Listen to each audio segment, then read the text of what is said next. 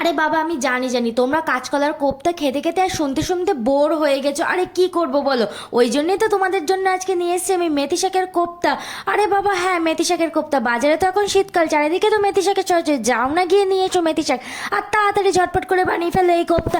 প্রথমে মেথি শাকগুলো ভালো করে ধুয়ে কুচি কুচি করে কেটে নিয়ে ওতে দিয়ে দিয়েছিলাম বেসন, নুন, হলুদ, জিরে, ধনে, কাশ্মীরি রেড চিলি পাউডার আর দিয়ে দিয়েছিলাম বেশ খানিকটা পাঁচ। তারপরে দেওয়ার পরে ভালো করে চটকে টটকে মেখে নিয়েছিলাম। ততক্ষণই মাখবা যতক্ষণ না শক্ত হবে, প্রয়োজনে আর একটু বেসনও দিয়ে দেবো ওতে, যাতে জিনিসটা টাইট থাকে।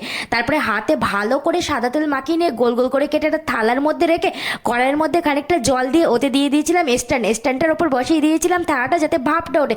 তারপরে ঢাকা দিয়ে 5 থেকে 7 মিনিট রেখেছিলাম, ব্যাস আমার রেডি হয়ে গেছে আর কি ভাপে দেওয়াটা।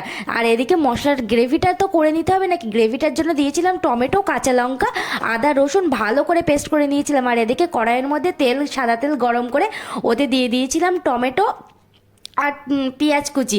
তারপরে ভালো করে নেড়ে চেড়ে ওই যে মশলাটা করে রেখেছিলাম না, তারপরে দিয়ে দিয়েছিলাম ওই মশলাটা। তারপরে ভালো করে নেড়ে চেড়ে ওতে দিয়েছিলাম নুন, হলুদ, জিরে, ধনে, কাশ্মীরি রেড চিলি পাউডার, গোটা জিরে আর দিয়ে দিয়েছিলাম বেশ খানিকটা পোস্ত।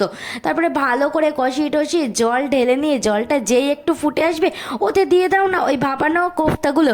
তারপরে দিয়ে বেশ খানিকটা গ্রেভি গ্রেভি মতন হয়ে গেলে তারপরে ধনে পাতা ছিটিয়ে নাবিয়ে নাও, ব্যাস আমাদের রেডি টেস্টি টেস্টি কোফতা। কি সুন্দর খেতে হয়েছে গো, তোমাদেরকে কি বল।